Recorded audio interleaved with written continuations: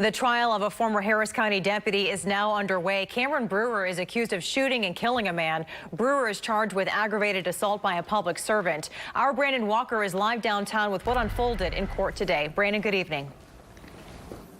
Good evening to you, Christine. Two witnesses testified, an EMT as well as a detective from the Houston Police Department's Special Investigations Unit. It was during that testimony that jurors saw video of then Harris County Sheriff's Deputy Cameron Brewer's initial approach of Danny Thomas. There was witness video and dash cam video recorded from the scene where Imperial Valley Drive meets Greens Road in March of 2018.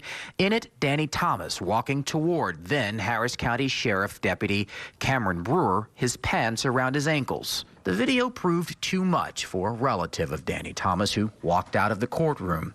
Jurors reviewed the video during the defense's cross-examination of Detective Matthew Millington of HPD's Special Investigations Unit, which investigates all officer-involved shootings. For the most part, Millington's testimony covered logistics, what he did at the scene, reviewing the video, interviewing Brewer, taking Brewer's statement, which in part read, quote, "I fired my duty weapon and struck him one time in the chest because I was in fear for not only my life, but the lives of others." Detective Millington testified Brewer's statement also included a description. Thomas with bloodshot eyes and foaming at the mouth, refusing Brewer's commands to stop walking toward him.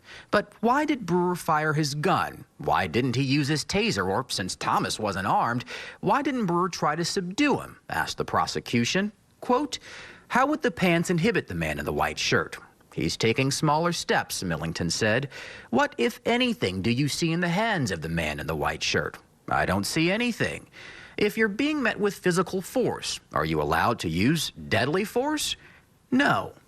The Harris County Sheriff's Office fired Brewer 1 month after the shooting for not adhering to the department's use of force policy. A grand jury indicted him later that year in October. Yeah, but back to that testimony we just told you about. The defense pushed back on that during its cross-examination, pointing to the fact that Brewer said in his written statement that he had not only feared for his life, but those of those outside at the time of this confrontation. They also, in questioning, pointed to Brewer's training, which noticed that something was up with Thomas, with his foaming at the mouth, his bloodshot eyes, and he believed that he was under the influence of something. As we've reported, the medical examiner's report did confirm that he was, in fact, under the influence of PCP. Court done for today. It resumes first thing tomorrow morning. Live downtown tonight, I'm Brandon Walker, KPRC Channel 2 News. Thank you, Brandon.